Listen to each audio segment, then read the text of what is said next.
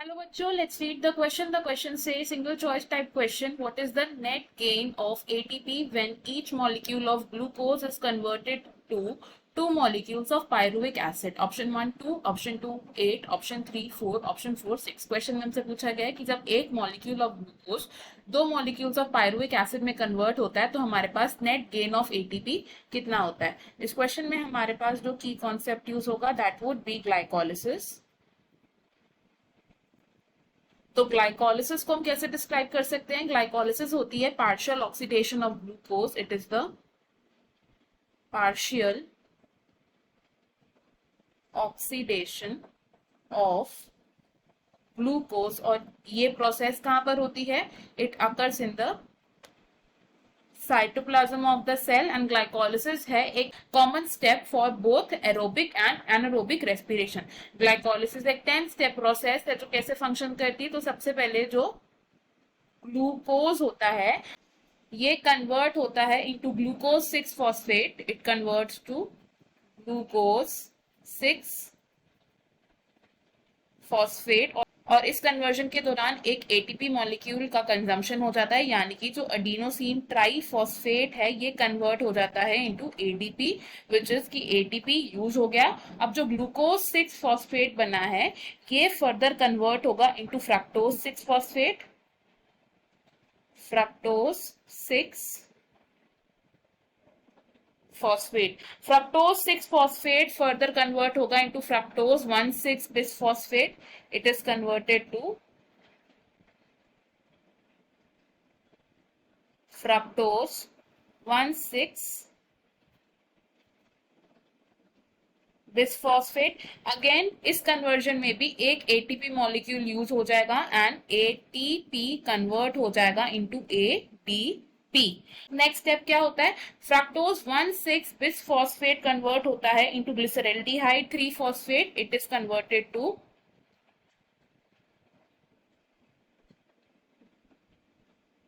Glyceraldehyde 3 phosphate. Glyceraldehyde 3 phosphate interconvert हो सकता है into dihydroxyacetone phosphate. Dihydroxyacetone phosphate. Next क्या होता है? अब ग्लिसरल्डिहाइड 3 फॉस्फेट है 3 कार्बन मॉलिक्यूल जो फर्दर फॉर्म करता है 2 molecules of 1,3 bisphosphoglycerate. Bisphosphoglycerate.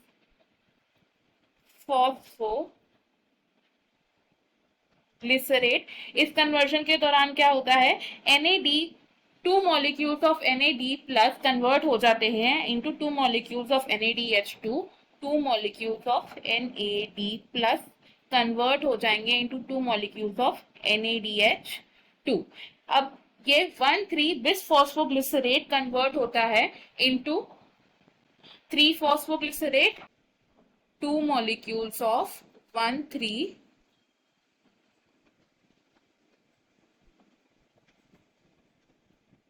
Bisphosphoglycerate. ये कन्वर्ट होगा into 2 molecules of 3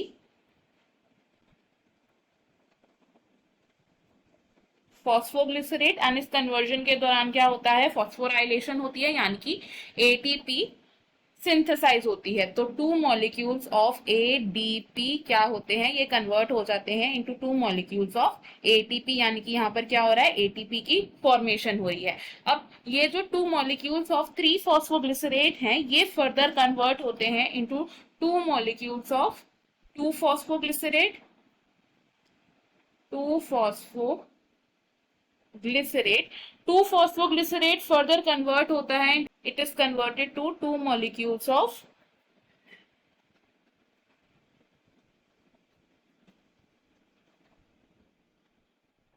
phosphoenol pyruvate and then ये phosphoenol pyruvate convert हो जाएगा एंड फॉर्म करेगा pyruvic एसिड या हम बोल सकते हैं पायरुवेट। अब जब फॉस्फोइनॉल पायरुवेट पायरुविक एसिड में कन्वर्ट होता है तो अगेन क्या होता है, एटीपी की सिंथेसिस होती है।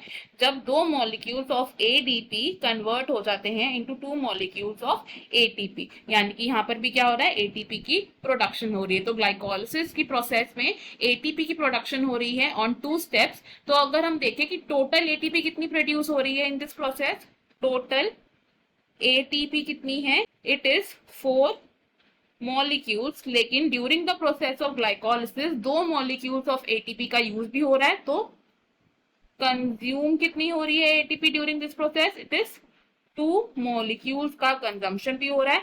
तो जो नेट गेन है हमारे पास एटीपी का, नेट गेन क्या होगा, इट इज 2 मॉलिक्यूल। तो जब एक glucose molecule 2 molecules of pyruvic acid में कन्वर्ट होता है तो हमारे पास जो नेट गेन है एटीपी का, इट इज 2 मॉलिक्यूल्स। तो हमारा जो करेक्ट आंसर है that would be option number 1।